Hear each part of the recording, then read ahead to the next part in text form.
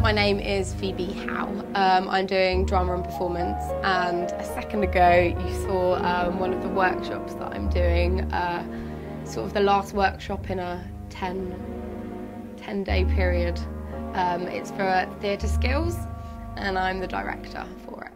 What's leading up to the final performance that we're going to do 1 week after half term, so we've got about a month to devise it, and I think, I can't remember, it's a big percentage of the unit and it's taking up a lot of time.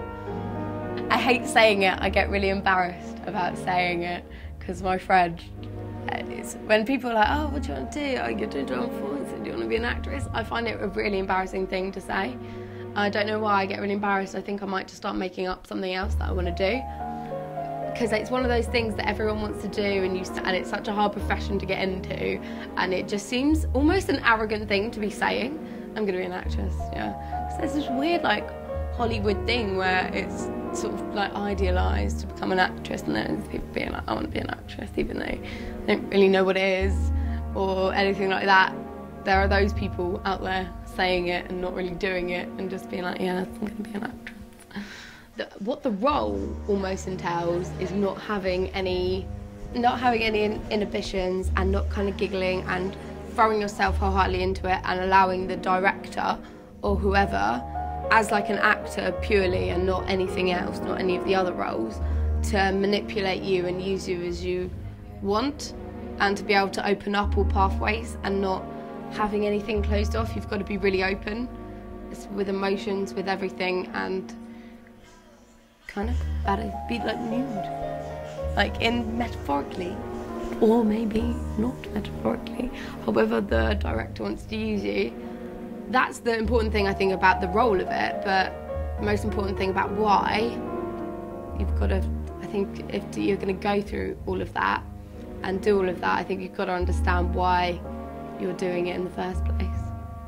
In a weird way, I'm just talking like from me personally.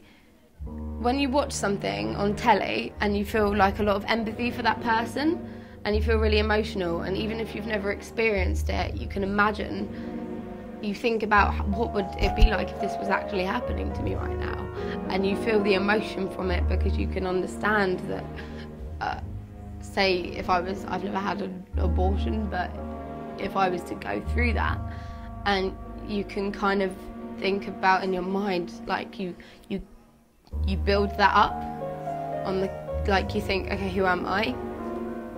If maybe you're just being someone really similar to yourself, or like, okay, I'm a bit of a shy person, and you kind of build that up, and I don't know, it's hard to kind of explain how exactly you do it. You just, I don't personally, because understand how someone could be an actor and not have empathy for the character that they're playing. Mainly, if you're doing expressions on film, every little thing that you do, they pick up. You're just being yourself and you're natural. None of your movements are emphasised. If I was to pick this up, I would just pick it up and put it on my lips, and the film camera will pick up everything that I do. But if I was on stage and people would do that, I mean, I don't like naturalism on stage anyway, because I think that naturalism is good for film, because you can pick up every little thing. If I was truly being naturalistic, you probably wouldn't be able to see my expression. So on stage, I would do it bigger, and I would distort it, and I would change it around. Whereas on film, as an actor, mostly you're required to just act as if you're just a normal person, so that you can tell the difference. And then all the kind of questioning and all the stuff, it's done with playing around with the camera. Grotowski is all about kind of movement, and he does this hand exercise where it's like backwards and it's distorting the movement. Outside, it's not going in the normal movements, and it's stopping people, and it's making you think about why you're doing everything and reversing it. So it's taking away from your natural impulse. And I think when you're doing kind of dance movements, and it's almost like idealising and putting all of the problems of life into like one moment, and like Peter Brook's saying, it's like life but in one moment, and breaking it apart and pulling it apart and make people think about it. And from the workshops, I found that when the first workshop I did was to get people, as I said, to be like an actor. You can't have any inhibitions and you've got to lay it all on the line. And it touched them more through movement and through the way someone did their body, because they had to think about it more, and the way little kind of things, movement could be more powerful than just words, and it's sort of working with that and taking the song and finding what was powerful in it and seeing if they can show that through their whole body.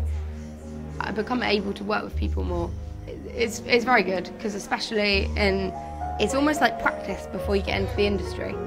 So if you want to get into the industry, I think doing a drama degree is a really good thing, because people saying, oh, drama's not a real degree. Actually, it's a great practice, because you're in a pretend working environment and you're acting like professional actors. Thanks and goodbye.